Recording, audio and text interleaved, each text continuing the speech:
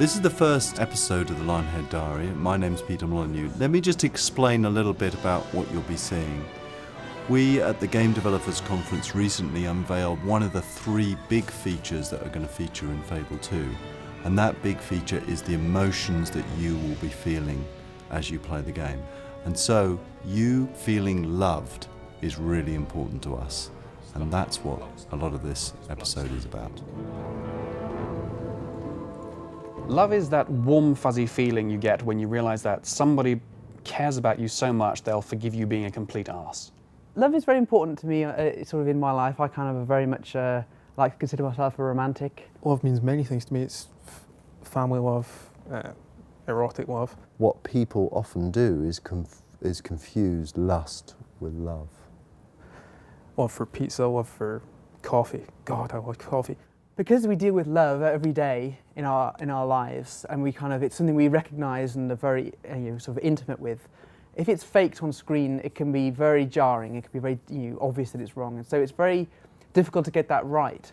As we get more processing power, the AI will indeed get more sophisticated, and you'll be able to track a lot more variables, you'll be able to do a lot more with it. And so a lot of the ambitions that we had for Fable 1, which we couldn't quite put in, we are bringing back into Fable 2. Most RPGs are about going off on grand adventures, and Fable's exactly the same in that respect. There's all a very, very big sort of supernatural, exciting, action-oriented storyline. But what we try to do with Fable games is we try to make sure that the player realizes that all the things he does out in the world while he's out adventuring have a really, really big impact on the rest of the world and how the rest of the world sees them. So for us, the love and the respect and the fear, all these factors here are altered each time you go away on one of these little missions. And for us, that makes it a much, much deeper experience than simply going out, bashing a dragon on the head and going, right, I've got 30-something or other points. We'd like to bring the emotion back into it at all times, and love's going to be a very important part of that. In Fable 1, we had you do the sexy expressions and stuff, and they like you more. You give them gifts, they like you a bit more. And we kind of try to build on that. So there's that aspect of it in Fable 2, but there's a lot more to it as well to try and get someone to fall in love with you. And hopefully we'll get the balance right such that if you find one person, the way they talk to you, it slowly builds, and you can tell you're getting there slowly, and I think they'll sort of maybe want you to take them out as well, rather than just giving them gifts. They might want to go for a nice walk with you. That sort of thing is a thing that we're experimenting with to try and get the process of them falling in love with you to be more, more real. What I said at GDC was, I was talking about emotions again, and I was focusing on love, and I was definitely focusing on being loved. And I focused on the dog because I wanted to show the quality that we were putting into the dog in the game.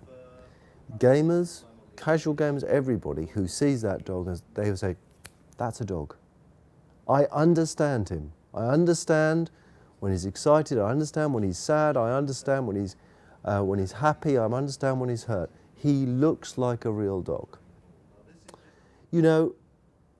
What we could have done is given you this dog and made him controllable by you. Allow you to send him to places, get him to wait, have him so that you could press a button, he could attack. That would have been the easy thing to do, but no, we've been brave about this. We give you no control over the dog. I don't press a button when I go out with my dog for a walk. I just go out with the dog, and the dog does his thing. And he knows that if I don't like something, he damn well doesn't do it. That's how you control the dog in the game. If you look at the history of other visual media, cinema, for example, the addition of love and sort of emotive content has been a really big deal. If you look at Charlie Chaplin, he introduced emotion into a film called The Kid, and suddenly cinema was elevated to a new form of art. I'm not quite saying we're there yet, but I'd very much like to think that we're kind of in the vanguard of groups who are interested in this side of games rather than sheer thumb candy. We give you no control over the dog. Just think about that a second. No control over the dog. You haven't got a dog button. And a lot of people would say, that's just mad, man.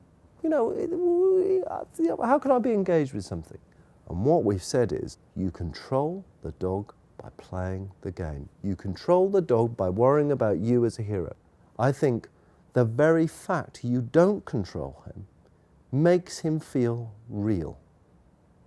Makes him feel like something that has a mind and that has an agenda. And that agenda, first and foremost in that agenda, is his love for you. his willingness to sacrifice himself for you, his need to please you in everything that he does.